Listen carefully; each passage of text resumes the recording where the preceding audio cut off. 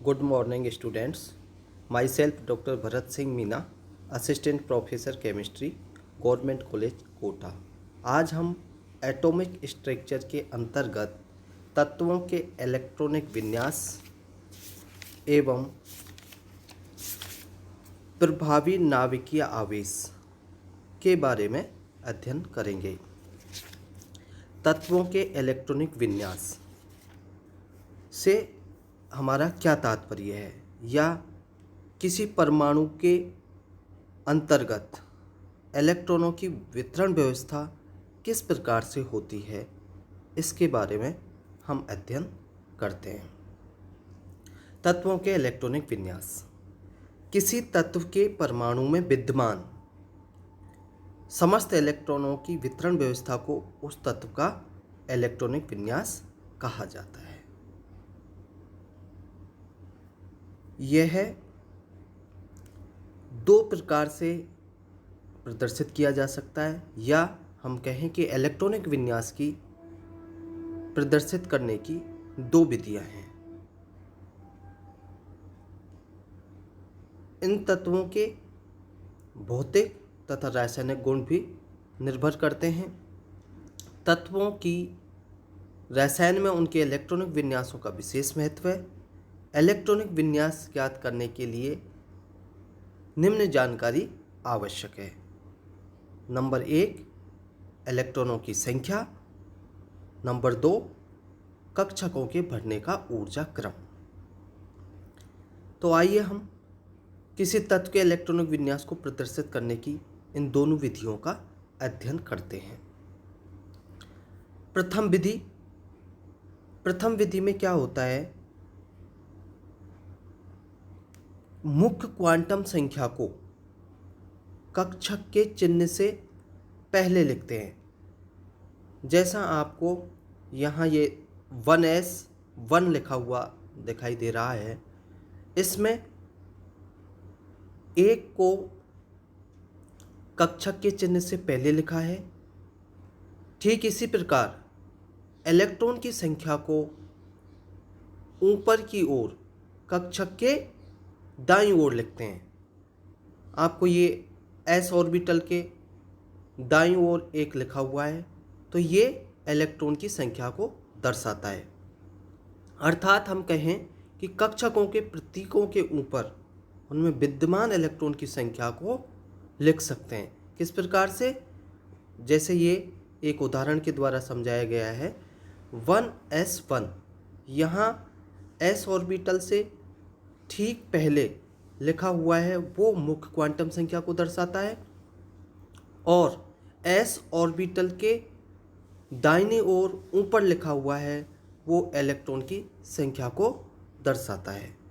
ठीक इसी प्रकार से इलेक्ट्रॉन वितरण की दूसरी विधि है।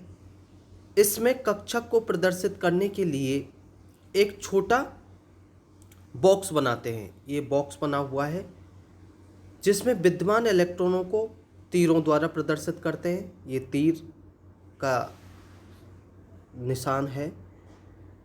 इन बॉक्स को बॉक्स चित्र या कक्षक चित्र भी कहा जाता है। ये जो बॉक्स बनाए हुए हैं जिसमें तीर के निशान से इलेक्ट्रॉन को दर्शाया गया है, इसको बॉक्स चित्र या कक्षक चित्र भी कहा जाता है।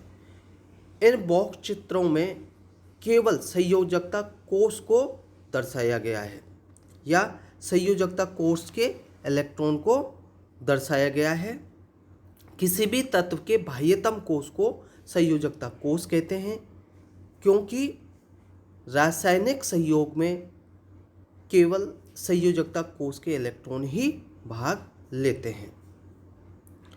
यहाँ सोडियम के लिए भी हम उसका इलेक्ट्रॉनिक विन्यास देखते हैं, तो लास्ट में 3s1 आता है। ये इसका संयोजकता कोष इलेक्ट्रॉन है, और इसी को इस बॉक्स के द्वारा दर्शाया गया है कि इसमें संयोजकता कोष के इलेक्ट्रॉन 1 है। इसी प्रकार से मैग्नीशियम एवं एल्यूमिनियम का उदाहरण भी हम ले सकते हैं। अब बात आती है कि 3d व 4s कक्षकों के लिए n+l के मान परिकलित करते हैं। यदि n+l के मान समान हों तो वह कक्षक पहले भरा जाएगा जिसके लिए n का मान कम हो। ठीक इसी प्रकार से अगर हम संक्रमण श्रेणी या ट्रांजिशन सीरीज में जब इलेक्ट्रॉन भरते हैं तो क्या ध्यान रखते हैं, डी कक्षक में भरे जाते हैं। तो इन तत्वों को डी ब्लॉक तत्व के नाम से भी जाना जाता है और इन तत्वों का सामान्य इलेक्ट्रॉनिक विन्यास निम्न प्रकार का होता है।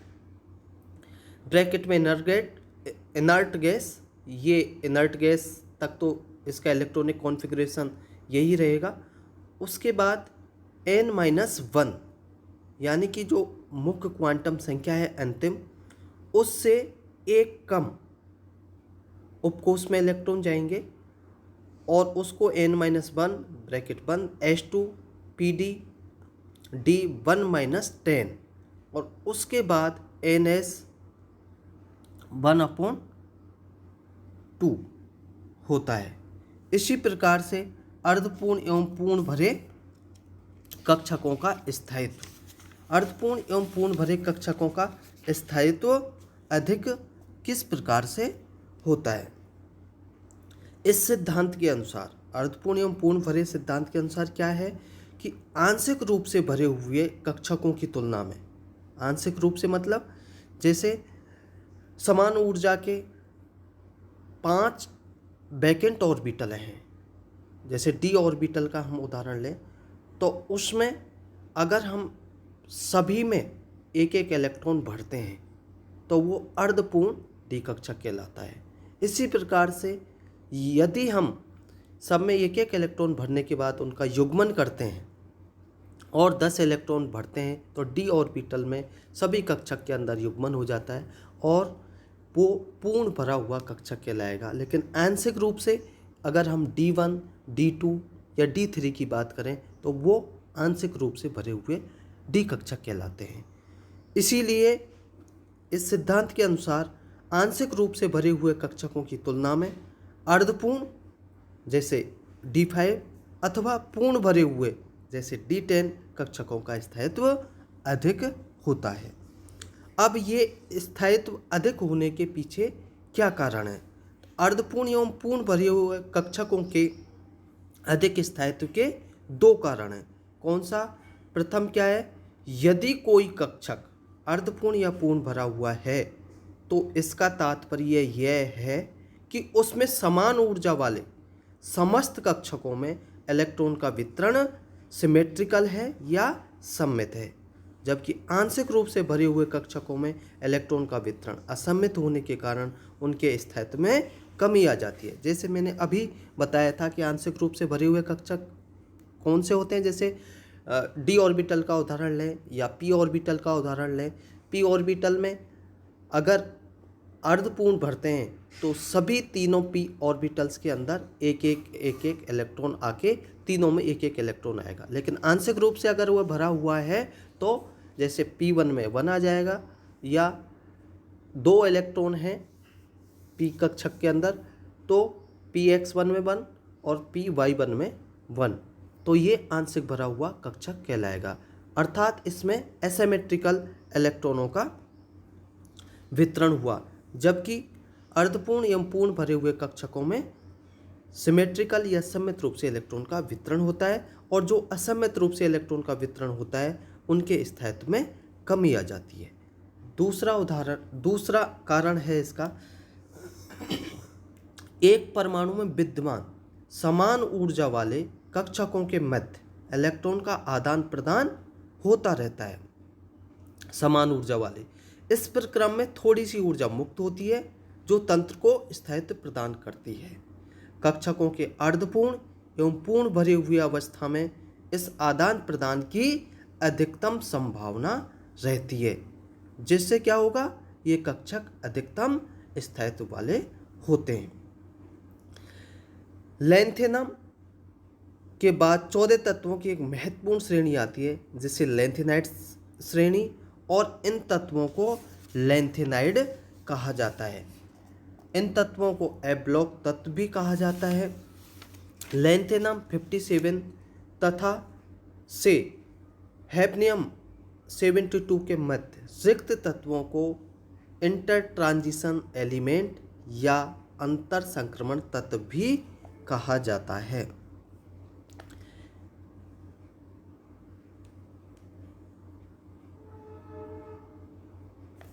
अब बात आती है एक्टिनाइड श्रेणी।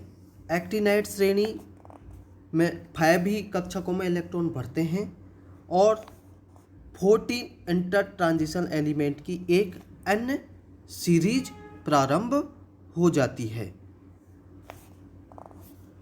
इसे एक्टिनाइड सीरीज के नाम से भी जाना जाता है। अब इलेक्ट्रॉनिक विन्यास से संयोजकता संबंधी कुछ महत्वपूर्ण निष्कर्ष। इलेक्ट्रॉनिक विन्यास से संयोजकता संबंधी कुछ महत्वपूर्ण निष्कर्ष क्या क्या निकलते हैं? पहला है, यदि किसी परमाणु के बाह्यतम कोश में 1 या 2 इलेक्ट्रॉन है, तो कोई परमाणु है और उसका जो आउटर सेल है उसमें 1 या 2 इलेक्ट्रॉन हैं और उसके भीतरी कोश में आउटर सेल के ठीक अंदर वाला जो कोश है वो 1s2 या NH2P6 व्यवस्था रखता है, तो उसकी संयोजकता वही होगी जितने इलेक्ट्रॉन उसके बाह्यतम कोश में हैं। ऐसा क्यों होता है? क्योंकि उन बाह्यतम इलेक्ट्रॉनों को खोकर वो एक स्थायी उत्कृष्ट गैस विन्यास ग्रहण कर लेते हैं या स्थायी उत्कृष्ट गैस विन्यास ग्रहण करना चाहते हैं। जैसे उदाहरण के तौर पर मैं आपको ये समझाता हूँ कि सोडियम जिसका इलेक्ट्रॉनिक विन्यास है 1s2 2s2 2p6 3s1 की जो संयोजकता है या बाह्यतम कोश है उसमें 1 इलेक्ट्रॉन है। इसी प्रकार से मैग्नीशियम के लिए भी अगर उसका इलेक्ट्रॉनिक विन्यास देखते हैं तो उसके भी बाह्यतम कोश में 3s2 आता है, अर्थात हम कह सकते हैं कि उसका जो संयोजकता इलेक्ट्रॉन है, संयोजकता कोश वाला इलेक्ट्रॉन है, उसकी संख्या 2 होती है। नंबर 2, किसी परमाणु के बाह्यतम कोश में 5 से 7 इलेक्ट्रॉन हैं तो उसकी संयोजकता 8 - n होगी। कैसे? यदि कोई परमाणु है और उसके बाह्यतम कोश में 5 to 7 इलेक्ट्रॉन है तो उसकी जो संयोजकता होगी वो 8 - n होगी। n क्या है? जो उसका आउटर सेल है या बाह्यतम कोश है उसमें विद्यमान इलेक्ट्रॉन की संख्या है। क्योंकि इनके पास n इलेक्ट्रॉन हैं और 8 - n इलेक्ट्रॉन को ग्रहण करके वे स्थायी NH2P6 व्यवस्था कर लेते हैं या व्यवस्था प्राप्त कर लेते हैं। जैसे नाइट्रोजन का उदाहरण लेते हैं तो नाइट्रोजन का जो आउटर सेल है उसमें 2s2 2p3 हैं, अर्थात उसमें 5 इलेक्ट्रॉन हैं, तो उसकी संयोजकता क्या होगी? 8 - n के अकॉर्डिंग 3। कैसे? 8 में से उसके बाह्यतम कोश में 5 इलेक्ट्रॉन को अगर हम घटा दें तो कितने इलेक्ट्रॉन बचे? 3। और नाइट्रोजन की जो संयोजकता होती है वो कितनी होती है? 3। इसी प्रकार से हम ऑक्सीजन को भी एक्सप्लेन कर सकते हैं। नंबर 3, यदि किसी परमाणु के बाह्यतम कोश में 1 या 2 इलेक्ट्रॉन ही हैं लेकिन भीतर के डी कक्षक अपूर्ण हैं, हाफ फिल्ड है, तो उसकी संयोजकता कैसी होगी? वेरिएबल होगी, परिवर्तनशील होगी। किस सिचुएशन में होगी ये? जब किसी परमाणु के बाह्यतम कोश में 1 या 2 इलेक्ट्रॉन ही हो लेकिन उसका जो ठीक अंदर वाला डी ऑर्बिटल है वो हाफ फिल्ड है या अर्धपूर्ण है, तो उस स्थिति में उसकी संयोजकता परिवर्तित होती है। अतः जितने भी ट्रांजिशन मेटल्स की परिवर्तनशील संयोजकता होती है वो इसी कारण होती है। हम एक एग्जाम्पल लेते हैं, आयरन की संयोजकता +2 व +3 होती है जबकि क्रोमियम की सामान्य संयोजकता +3 होती है। नंबर 4, किसी तत्व के बाह्यतम कोश में विद्यमान इलेक्ट्रॉन को संयोजकता इलेक्ट्रॉन कहते हैं। संयोजकता इलेक्ट्रॉन किसे कहते हैं? कोई तत्व है और उसका जो आउटर सेल है उसमें जितने भी इलेक्ट्रॉन उपस्थित हैं, प्रेजेंट हैं, वो सारे क्या कहलाते हैं? संयोजकता इलेक्ट्रॉन।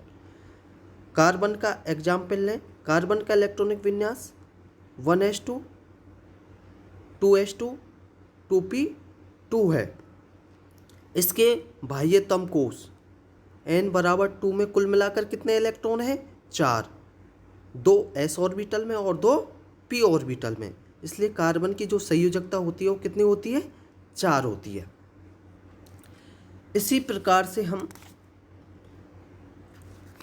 आयनों के इलेक्ट्रॉनिक विन्यास के बारे में भी जानकारी करते हैं। जब कोई उदासीन परमाणु इलेक्ट्रॉन त्यागता है तो वह क्या कहलाता है?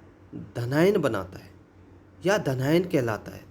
जबकि इलेक्ट्रॉन के ग्रहण करने पर वह ऋणायन बनाता है। और कोई परमाणु संयोजकता कोश से इलेक्ट्रॉन त्यागता है और उसी में ग्रहण करता है। अतः आसानी से आयनों के इलेक्ट्रॉनिक विन्यास ज्ञात किए जा सकते हैं। अब हम अध्ययन करते हैं प्रभावी नाभिकीय आवेश या इफेक्टिव न्यूक्लियर चार्ज। प्रभावी नाभिकीय आवेश की बात आते ही ये दिमाग में आता है कि प्रभावी नाभिकीय आवेश किसे कहते हैं। स्लेटर नामक एक साइंटिस्ट हुए थे, वैज्ञानिक हुए थे। उन्होंने ये बताया कि यदि किसी परमाणु में अनेक इलेक्ट्रॉन हों तो एक इलेक्ट्रॉन व नाभिक के मध्य ये इलेक्ट्रॉन परिरक्षण प्रभाव डालते हैं, जिससे उस इलेक्ट्रॉन विशेष पर पूर्ण नाभिकीय आवेश का प्रभाव नहीं पड़ता, अपितु उससे कुछ कम प्रभाव पड़ता है। या हम इसे कहें कि एक इलेक्ट्रॉन जितना नाभिकीय आवेश वास्तव में अनुभव करता है उसे प्रभावी नाभिकीय आवेश या इफेक्टिव न्यूक्लियर चार्ज कहते हैं। और इसे ZEFF मीन्स इफेक्टिव द्वारा प्रदर्शित करते हैं। एक इलेक्ट्रॉन कितना नाभिकीय आवेश अनुभव करता है और वास्तव में नाभिकीय आवेश कितना है, इन दोनों के अंतर को, कितना तो नाभिकीय आवेश वो अनुभव कर रहा है और वास्तव में नाभिकीय आवेश कितना है, इन दोनों के मध्य के अंतर को आवरण स्थिरांक या स्क्रीनिंग कांस्टेंट कहते हैं। और स्क्रीनिंग कांस्टेंट को या आवरण स्थिरांक को S द्वारा प्रदर्शित करते हैं। हम अगर S ज्ञात करना चाहें तो S बराबर Z माइनस जेड इफेक्टिव, या जेड इफेक्टिव कैलकुलेट करना चाहें तो जेड इफेक्टिव बराबर Z माइनस S।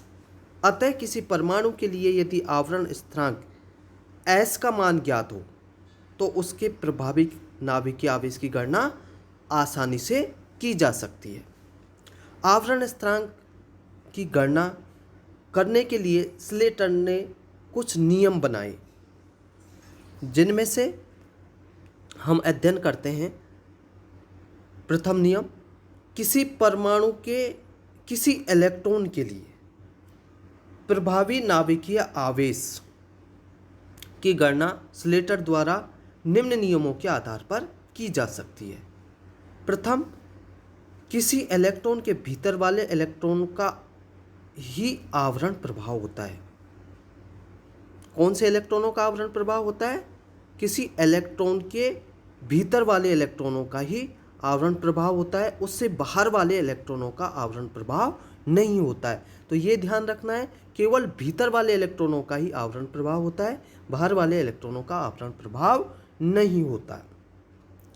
अब हम ये देखते हैं कि S या P इलेक्ट्रॉनों का आवरण में किस प्रकार से योगदान होता है। नंबर 1, उसी कोश या उसी कोश से तात्पर्य N कक्षक के प्रत्येक इलेक्ट्रॉन का जो वैल्यू कैलकुलेट होगी वो 0.35 होती है। उसके अंदर के कोश अर्थात N-1 कक्षक के प्रत्येक इलेक्ट्रॉन के लिए जो वैल्यू कैलकुलेट करेंगे वो 0.85 होती है, और उससे भी अंदर अर्थात n-2 के प्रत्येक इलेक्ट्रॉन के लिए 1 होता है। ये s व p इलेक्ट्रॉनों का आवरण में योगदान है। इसी प्रकार से हम कहें d कक्षकों का आवरण में योगदान, किसी d या f इलेक्ट्रॉन के लिए आवरण में किस प्रकार से योगदान होगा। यदि f या d आवरण के स्थिरांक के इलेक्ट्रॉनों के लिए हम आवरण स्थिरांक ज्ञात करें तो उसी कोष के प्रत्येक इलेक्ट्रॉन के लिए 0.35 होता है, उसके अंदर के कोषों के प्रत्येक इलेक्ट्रॉन के लिए 1 होता है। 1s कक्षक में एक इलेक्ट्रॉन पर दूसरे का आवरण स्थिरांक 0.30 होता है।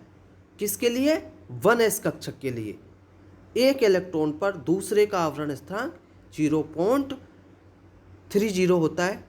और अगर हम हाइड्रोजन के 1s इलेक्ट्रॉन की बात करें तो हाइड्रोजन के 1s इलेक्ट्रॉन के लिए आवरण स्थिरांक 0.05 होता है। अब हम बात करते हैं कि इसके एप्लीकेशंस क्या हैं, इसके अनुप्रयोग क्या हैं।